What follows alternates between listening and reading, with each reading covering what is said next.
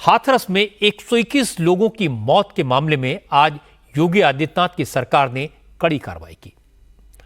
योगी सरकार ने इस मामले में एसडीएम, सीओ और तहसीलदार समेत 6 अफसरों को सस्पेंड कर दिया। यह एक्शन इस मामले की जांच कर रही एसआईटी की रिपोर्ट आने के बाद किया गया है। आज एसआईटी ने सरकार को जो रिपोर्ट सौंपी है उसमें कहा गया कि 2 जुलाई को सूरजपाल उर्फ भोले बाबा के सत्संग में भगदड़ के लिए आयोजक ही जिम्मेदार हैं, क्योंकि ऑर्गेनाइजर्स ने परमिशन से कई गुना ज्यादा भीड़ जुटाई, भीड़ के लिहाज से इंतजाम नहीं किए और जब भगदड़ हो गई तो वहां से भाग खड़े हुए। एसआईटी की रिपोर्ट में यह भी कहा गया कि कार्यक्रम के आयोजकों ने प्रशासन से फैक्ट्स छिपाए, गलत फैक्ट्स रखकर प्रोग्राम की परमिशन ली और जब लोकल पुलिस कार्यक्रम स्थल का इंस्पेक्शन करने पहुंची तो उसे रोकने की कोशिश की गई। हालांकि रिपोर्ट में यह भी कहा गया कि हादसे की जिम्मेदारी सिर्फ ऑर्गेनाइजर्स पर नहीं डाली जा सकती, क्योंकि लापरवाही लोकल प्रशासन की भी है। तहसील लेवल के अफसरों ने अपनी जिम्मेदारी ठीक से नहीं निभाई। प्रोग्राम की परमिशन देने से पहले एसडीएम ने खुद कार्यक्रम स्थल पर जाकर मुआयना नहीं किया। इसके बाद लोकल अफसरों ने जिले के बड़े अफसरों को अंधेरे में रखा, सही जानकारी नहीं दी। एसआईटी ने अपनी रिपोर्ट में जिन 8 अफसरों की लापरवाही की बात की है उन्हें योगी आदित्यनाथ की सरकार ने बिना देर किए सस्पेंड कर दिया।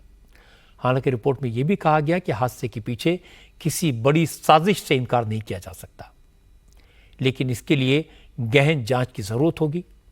एसआईटी की रिपोर्ट के इसी हिस्से में सूरजपाल के वकील ने सवाल उठाए थे। एडवोकेट एपी सिंह ने कहा कि वो बार बार कह रहे हैं कि सत्संग में भगदड़ साजिश का नतीजा है और उसका पर्दाफाश होना चाहिए। जिस तरह से हाथरस मामले में उत्तर प्रदेश सरकार ऑनरेबल रिटायर्ड जस्टिस की निगरानी में कमीशन में जांच चल रही है, हमें उस पर पूरा विश्वास है, भरोसा है। और मैंने पहले भी कहा, प्रारंभ से भी कहा है, नारायण साकार हरि पूरी जांच में साथ हैं, सहयोग करेंगे। और एक बहुत बड़ी आपराधिक षड्यंत्र जो क्रिमिनल कंस्पिरेसी की गई, ये बात सच है। मैं प्रारंभ से कह रहा हूं, ये आपराधिक षड्यंत्र नारायण साकार हरि के लिए, मानव मंगल मिलन सद्भावना समागम के लिए, सनातन के लिए किस तरह से हुआ और साथ में सरकार को भी अस्थिर करने के लिए किया गया। उत्तर प्रदेश सरकार को ऐसी बड़ी दुखद घटना से अस्थिर किया जाए, इसलिए ऐसी घटना को अंजाम दिया गया, क्योंकि हमारे ही लोगों की मौत हुई, हम ही पर आरोप है। ये सब पता चलना चाहिए कि कौन इस आपराधिक षड्यंत्र के पीछे था। ऐसा तो हो नहीं सकता जो बुलाए और वही ऐसा कर दे। सरकार ने एसआईटी की जांच रिपोर्ट के आधार पर शुरुआती एक्शन लिया है। पुलिस ने इस केस में 8 आरोपियों को गिरफ्तार कर लिया है, लेकिन विरोधी दलों के नेताओं ने सरकार के इस एक्शन पर ऐतराज जताया। यूपी कांग्रेस के अध्यक्ष अजय राय ने आज कहा, इस मामले में सरकार छोटे अफसरों के खिलाफ एक्शन लेकर बड़े लोगों को बचाने की कोशिश कर रही है, ये ठीक नहीं है। कि जांच जो आई है कमेटी की, ये पूरी तरीके से मैं समझता हूं कि ये जिन जिन लोगों पर कार्रवाई होनी चाहिए उस पर बड़े लोगों को बचाया गया, छोटे लोगों पर कार्रवाई हुई है। इसमें जो प्रमुख लोग रहे हैं, जो भी इसमें लोग हैं, उनको सबके ऊपर कार्रवाई होनी चाहिए, चाहे वो एम्बुलेंस उपस्थित नहीं हुई, किसकी